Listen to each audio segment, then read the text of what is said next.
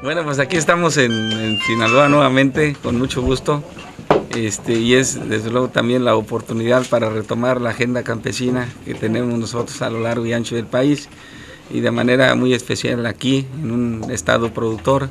en donde pues hoy por hoy también están padeciendo algunos problemas, como es el de la comercialización del maíz, y donde estamos viviendo de nueva cuenta la autorización de importaciones en momentos en los cuales los productores todavía tienen inventarios de granos. Este es un asunto que venimos nosotros repudiando, y justamente lo que tenemos que replantear es que ahora haya un Consejo Agropecuario Nacional que nos permita tomar decisiones de manera estratégica y planeada.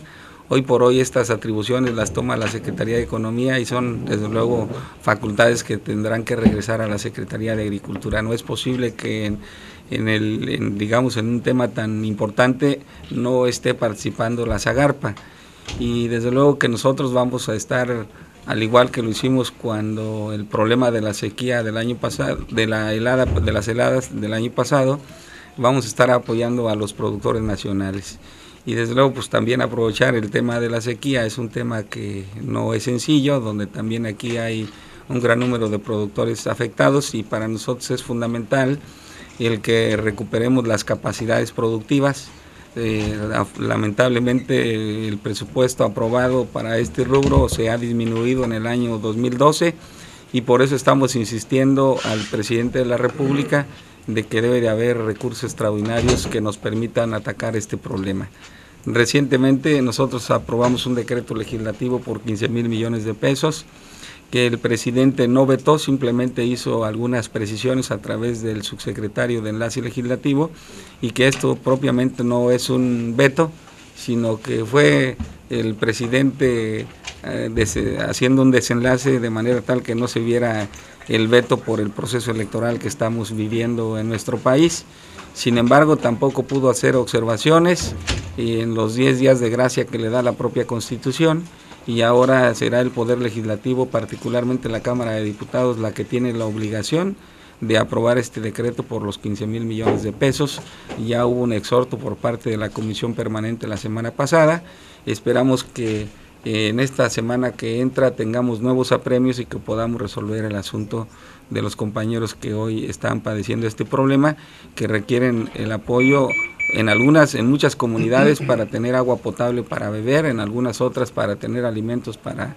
subsistir, y desde luego pues los hatos ganaderos han disminuido de manera considerable, pero para nosotros también es importante recuperar las capacidades productivas, desasolve, hacer abrevaderos, bordos, y en algunos lugares se tienen que hacer perforaciones profundas que nos permitan reactivar algunas regiones del país. Desde luego que estamos en desacuerdo, no solamente con el maíz, sino también ya lo hicimos con el azúcar. La semana pasada se sostuvo una reunión con el director de Acerca, y pensamos la semana que entra hacerlo con el secretario de Agricultura, en donde también se van a sentar los empresarios de Minsa, de Maseca, y donde tenemos que resolver el problema de la comercialización de maíz, no solamente de Sinaloa, sino también del estado de Jalisco. Y recientemente que estuve en Campeche también ahí tenemos inventarios que hay que resolverlos, y desde luego antes de autorizar importaciones nosotros somos de la idea de que tenemos que fortalecer a los productores nacionales y terminar las reservas de granos que tenemos en nuestro país. Hay una serie de medidas administrativas que el secretario de Economía no toma en consideración, por eso justamente tenemos que transparentar con el Consejo Agropecuario Nacional las decisiones del sector agropecuario, la planeación estratégica, y donde participemos las organizaciones y los productores en la toma de decisiones del sector agrícola del país. Bueno, nosotros ya sabemos que es una constante del gobierno federal el prometer una serie de recursos y de medidas que después de lo más sencillo le resulta retractarse.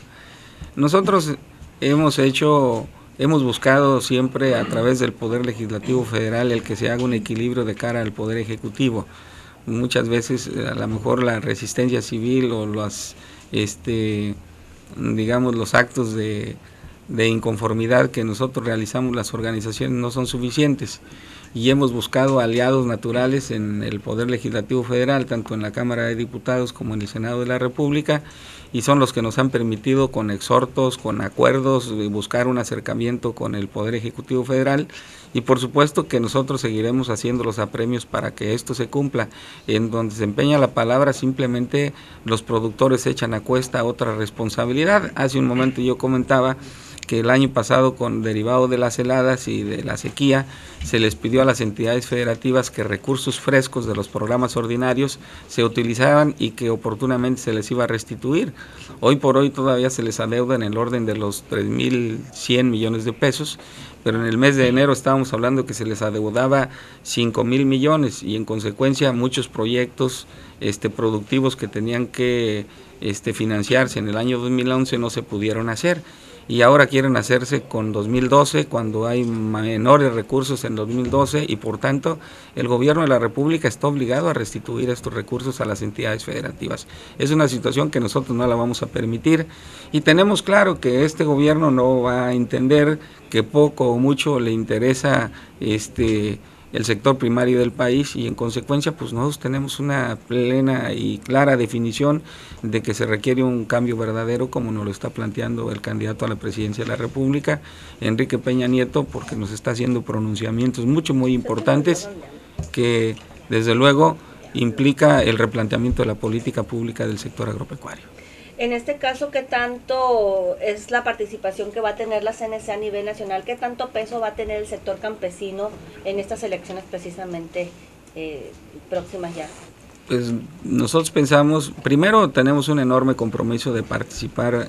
en forma decidida en el proceso electoral del 1 de julio. Segundo, traemos en el orden de 96 candidatos a diputados federales y 16 candidatos al Senado de la República. Esto de una u otra manera nos permite reflejar la fuerza política de nuestra organización y sin duda alguna vamos a tener una bancada al interior de ambas cámaras muy importante. Esto es lo que nos va a permitir que la agenda legislativa campesina que se está comprometiendo a lo largo y ancho del país pues se pueda concretar y una vez constituidos los grupos parlamentarios en la 62ª legislatura.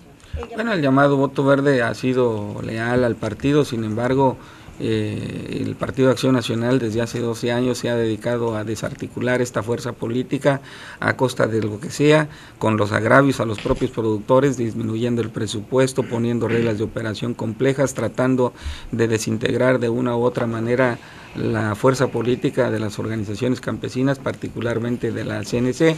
Sin embargo, nosotros hemos sido muy congruentes, seguimos fieles al Partido Revolucionario Institucional y la prueba plena es la cantidad que hoy por hoy tenemos de candidatos de mayoría, candidatos territoriales que están participando en el proceso electoral en coordinación y también en las fórmulas de